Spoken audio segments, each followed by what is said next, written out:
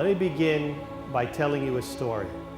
This is a true story which comes to us from the first book of Maccabees about a large group of Jews who were hiding in a cave in the wilderness. They hid there because the foreign king who ruled over Israel at that time had declared Judaism illegal. And these Jews decided that there in that cave they might be able to continue to practice their Judaism in secret. But very soon they were discovered, and the king's army appeared before the mouth of the cave. And this put the Jews in a moral dilemma because it so happened that this occurred on the Shabbat. And they decided that rather than violate the sanctity of the Shabbat by defending themselves, they preferred to die morally pure. Now, history has come to know these Jews as the Pietists. And while all 1,000 of those Pietists died in that cave, this Pietist idea did not die with them. In fact, it continued to spread amongst us and gain currency, especially with our intellectual leadership. And it is this same Pietist idea which has haunted us from that day until this day. It is Pietism, as I lay out in my book, that has led us from one disaster to another. From the slaughter in that cave to Jewish powerlessness and suffering throughout the Middle Ages, and ultimately to Auschwitz. And it is this same Pietist idea that today threatens to bring down the state of Israel.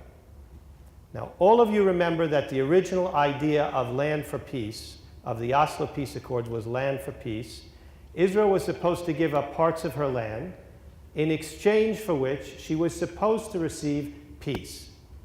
But Israel was immeasurably stronger and is immeasurably stronger than her Palestinian Arab enemies. There's no military reason why she needed to make a long series of concessions to an unrepentant enemy. But then as now, our Pietists were unconcerned with the exercise of power in the real world. They shied away from it in an effort to keep themselves morally pure. And so, Yitzhak Rabin in 1994 ceded Israeli land to the Palestinians on which they could establish their government, the Palestinian Authority. And he gave also to Yasser Arafat, of all people, 40,000 Israeli automatic weapons and 40 armored cars.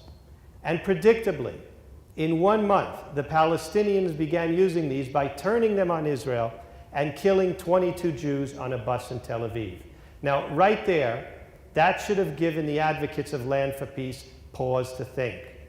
But they said, we're not going to let this incident stand in the way of the peace process. We're not going to allow the lives of 22 Jews to derail the principle of land for peace. And so Israel continued to give away parts of her land, for which, as all of you know, she received no peace in return, but an ever-increasing wave of Arab terror. There was one incident, some of you may remember, 2 bombs went off on one day. A lot of Jews were killed, and mobs of Arabs streamed into the streets, and they were yelling in Arabic, Itbah el Yahud, which means massacre the Jews. On seeing this, Israeli President Weizmann, who up until that point had been a supporter of land for peace, was shocked. And he said, we need to take a time out. We need to reconsider this whole land for peace idea. And just for saying that, he was vehemently attacked by Rabin, by the Israeli press, and the Israeli left, who accused Weizmann of standing in the way of the peace process. And so it continued. In another incident, some of you may remember, the master Hamas bomb maker, Yichayel Ayash, was assassinated by Israel. And that was played up. I see people nodding their heads because that was played up in the Israeli press, in the Jewish press. But what you may not remember is that this incident, following this incident, there was a funeral, and Ayash's coffin was carried and given a 21-gun salute by the Palestinian Authority police that Israel had armed and created. And 100,000 of our so-called partners in peace came out to the funeral to pay their homage to this mass murderer. But our Pietists refused to understand the implications and to see this incident for what it was. They ignored it, as they had so many others, and they insisted that the peace process must continue. Now notice, at this point, they're not calling it peace anymore. They're calling it a peace process, because they don't dare call the continuous murder of Israeli citizens peace.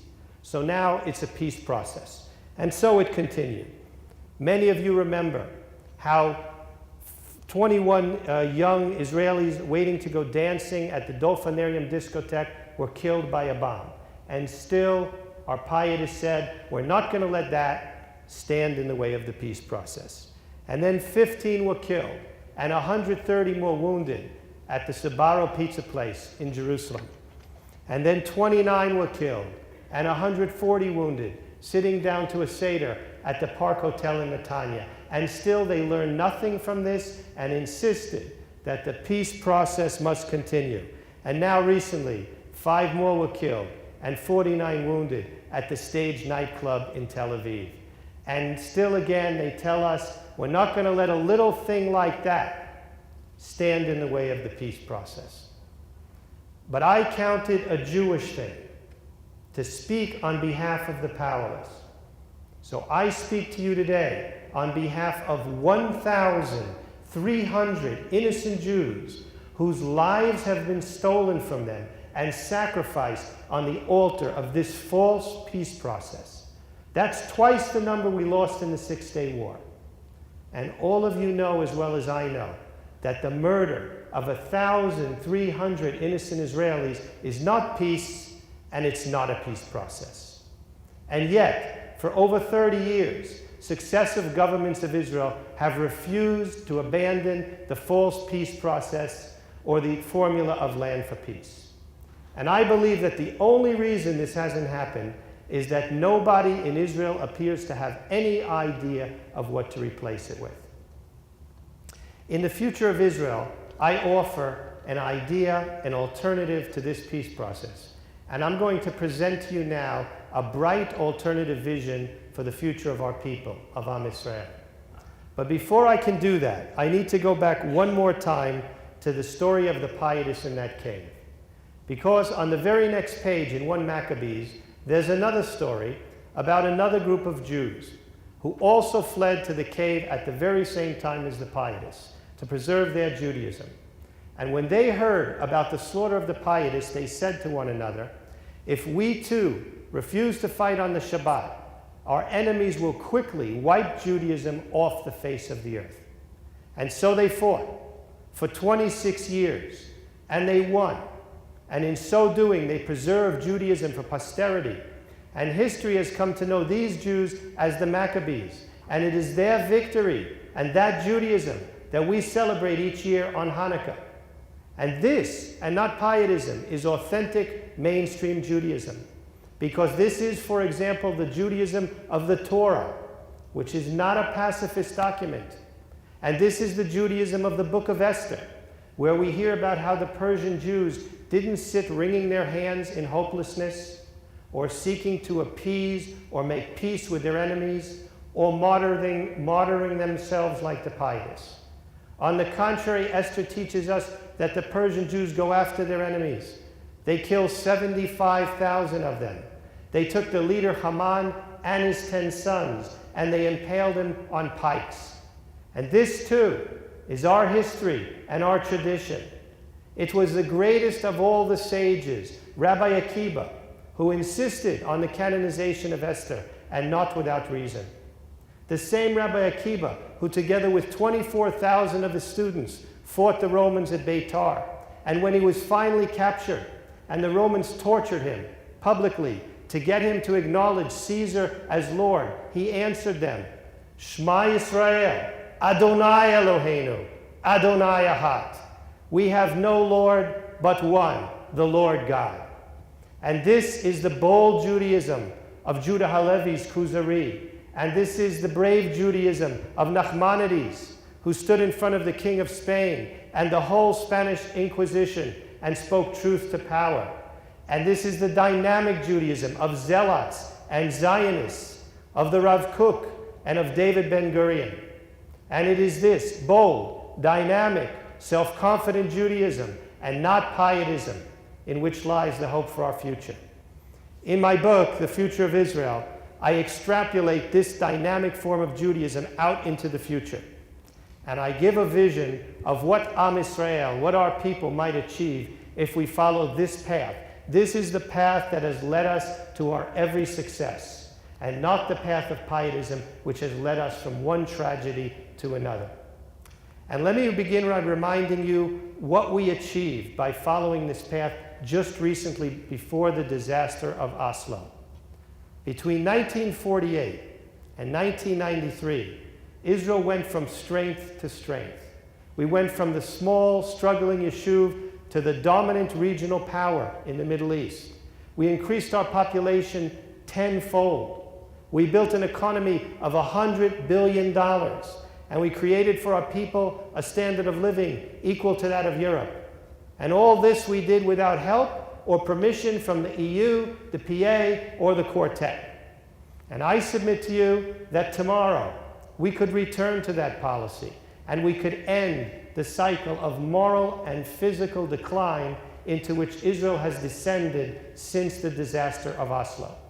For example, Israel could tomorrow, and without permission from anybody, declare her border.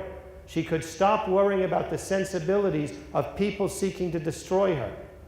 Israel could tomorrow restore her deterrence by returning to a policy of massive and immediate retaliation for any attack on her citizens. And Israel could tomorrow put other nations on notice that they will no longer be able to buy influence in the Arab world and pay an Israeli coin. They will no longer grease the wheels of their fake peace process with the blood of the Israeli people. And I submit to you that tomorrow, Israel could end the reign of terror against the Israeli people. She has arguably the fourth most powerful army in the world. Tzahal could make quick work of the gangs of Palestinian terrorists if she was unleashed. But Israel has to decide that she no longer sees the continuous slaughter of her people as an acceptable price for world sympathy. And all these are things that Israel could do tomorrow and without permission from anyone, and that is only the beginning. Israel would then have stabilized her border. She would have a border, something she's never had. She would be able to have stability for her people. She would end the reign of terror against them. And then we need to follow that trajectory, and we need to take Israel to the next level. From the regional power that she already is to the level of a major power. And in so doing, we will not only secure Israel's future, but we will secure the Jewish future, and we will put a permanent end to Jewish suffering. In the future of Israel, I lay out a clear path for achieving this goal. Now, our pietists will say it can't be done. But I believe in this people, in Am Israel. This is a talented, capable people which has shown nothing if not long-term stamina. And our pietists will say, we're a small people whose greatest days lie in the past. But I believe in the prophets of Israel, and they say otherwise. And our pietists will say, the odds against it are too great. Our enemies are legion. They have oil, they have money, they have wealth. But I believe in the Kadosh Baruch Hu, the Lord of hosts, guardian of the armies of Israel, for whom nothing is impossible. And I am certain that it is not our martyrdom that he desires, but our victory, the vindication of his cause, and the permanent end of Jewish suffering. Thank you very much.